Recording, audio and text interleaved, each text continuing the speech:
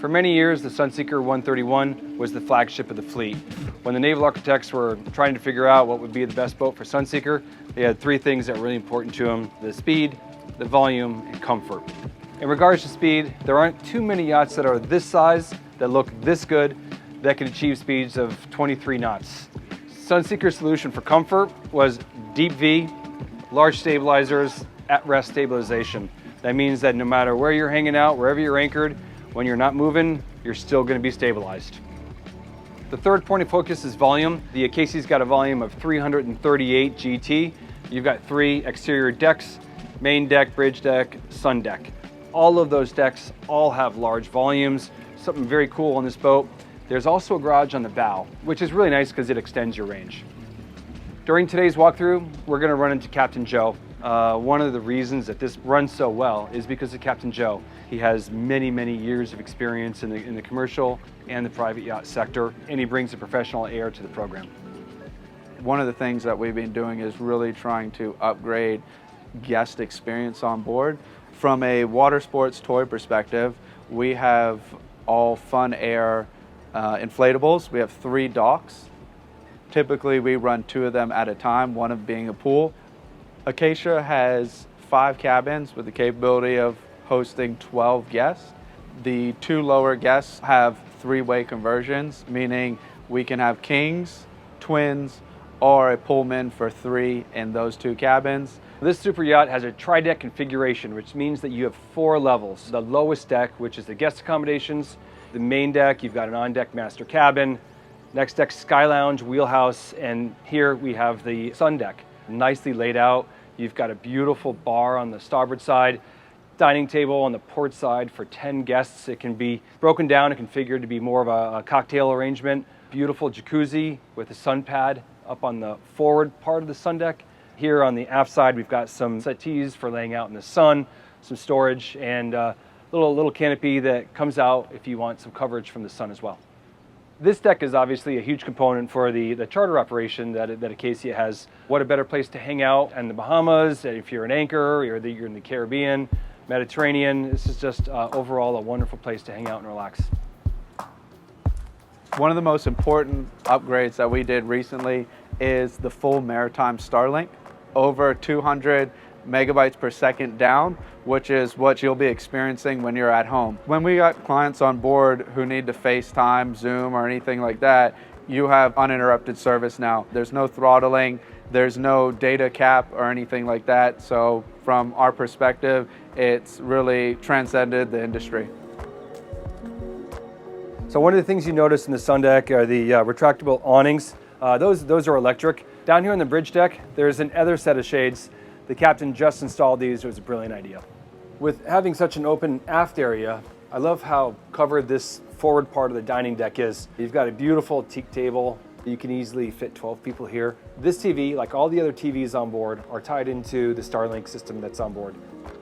You've got a nice sliding door here. You can open up so that there's only one section open, or push it all the way over, what you see here right now. I love the interior of the ACACIA. Here in the Sky Lounge, dark wood, dark floors. It just has a really warm feel to it. Starting over here on the starboard side, you've got a massive leather sofa. Just makes you want to hang out and relax and watch a movie. Over here, you've obviously got a TV that's going to be tied into the Starlink. And over here on the port side, you find a large bar. This bar is not only important for servicing this area right here, but it's also really important for servicing the dining deck right there on the bridge deck. If you've got a cocktail party or a lot of people hanging out back there, fully supported bar right here. We've got a nice card table here, hang out, play some cards, relax, and forward to that, we've got a full day head. Leading forward into the bridge deck foyer, we've got a high capacity wine refrigerator right here, and a dedicated stewardess pantry that is critical to the ease of service throughout this whole deck. Inboard, we find a winding staircase that leads all the way down to the main deck, and forward from here, we've got access into the wheelhouse. From a captain's perspective, here's why I really like this bridge layout. It has 5 Hatlin screens. They are fully integrated, so we have the ability to cycle through inputs on each screen. Currently we have it set up as the AMS system. You can cycle through your daily operations where you can adjust some trim tabs that the vessel has, turn on your fire pumps, bilge pumps. We also have 0-speed stabilizers on here. We have 2 large fins set up. We transit through a lot of shallow water, so the boat is set up with 2 transducers. The vessel currently runs with 9 crew, 3 on deck, 3 interior, plus engineer, chef, captain. 8 live downstairs. They're all double bunks with their own bathrooms, and that's tied into the crew lounge. And then my cabin is on the bridge deck here, just after the wheelhouse. Any well-built boat is built to class. This vessel is built to RENA. We've spent a lot of time over the last year getting flag and class back in sequence. Therefore, any charter operation moving forward is able to achieve all your annuals within a month time frame, as opposed to spreading it out over a period of time. One of the most distinct features of the Sunseeker 131 is the Portuguese deck, which is part of a 2-tiered bow. This raised portion here, just forward of the wheelhouse, has a beautiful, huge sun pad. One of the really nice options that you have up here are 4 huge Sonance speakers. It's also a nice place to hang out when you're at anchor if you want to get a little separation from the people that are up on the sun deck and aft deck. It's just a place to be alone, to hang out and relax. Working your way forward, it'll take you down to the foredeck, which is going to have the anchors and the forepeak. The lower portion of the foredeck is where you're going to find the ground tackle. You've got your 2 Muir windlasses, so all of your fenders and lines down below, or just even in this area right here. Up until last year, one of the areas that was misused on the boat was this foredeck garage. In the last year, Captain Joe has really made a lot better use of this space by installing 3 chest freezers. You can have 10, 12 guests on board, 7, 10 days, which is really important on a yacht this size. You do want to get off the beaten path. You want to be able to have plenty of frozen food on board. That's now possible. One of the most dynamic areas is the swim platform. It can be used as a beach club in the current setting that you see here. It's also easy access to the garage.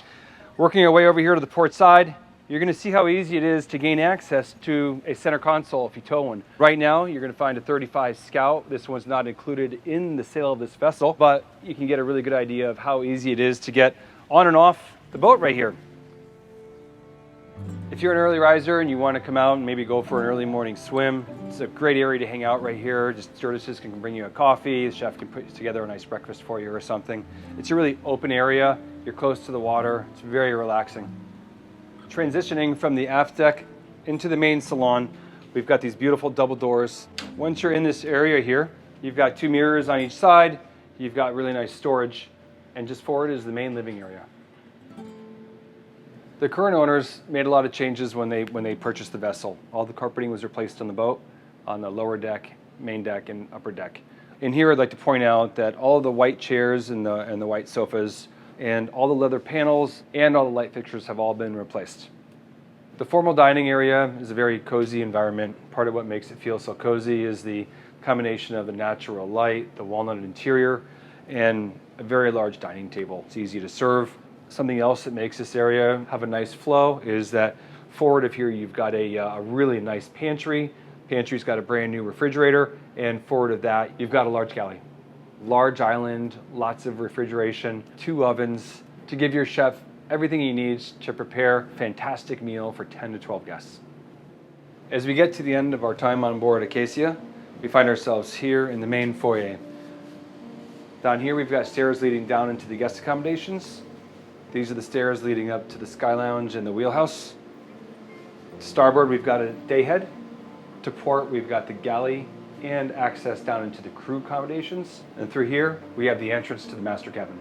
Out of all of the Sunseeker 131s that are currently on the market, and I've seen them all, the ACACIA has the best master cabin layout. There's many reasons why this layout is so well done. One, you've got a couple different nice seating areas.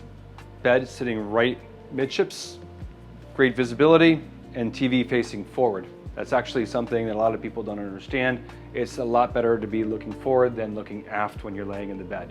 Something else that's nice is that you've got easy access down into the master head, which is very well laid out. We wrap up today's walkthrough here on the lower deck. This is the guest accommodations. After me, we've got 2 staterooms. They're both queen staterooms. Forward of me, we've got 2 convertible cabins. When they're separated, you have 2 twins. When they're pushed together, you've got 2 full-size king beds, 1 in each stateroom. And you've got a Pullman bed that folds down from the wall on each side, allowing you to sleep 3 in those staterooms. The theme in these staterooms down here is space. All 4 of these staterooms all have big volume. When you're inside the cabins, you don't feel cramped at all. You feel like you've got lots of room to walk around, feel comfortable. You might even want to kick back and watch a movie on a rainy day or something. The name Acacia comes from the acacia tree. The tree is a symbol of strength and longevity. Like the tree, the yacht Acacia has been designed and maintained to stand the test of time. I am David Johnson. What a pleasure to be down in the Florida Keys to do today's walkthrough on the yacht Acacia. It's been a pleasure spending this time with you.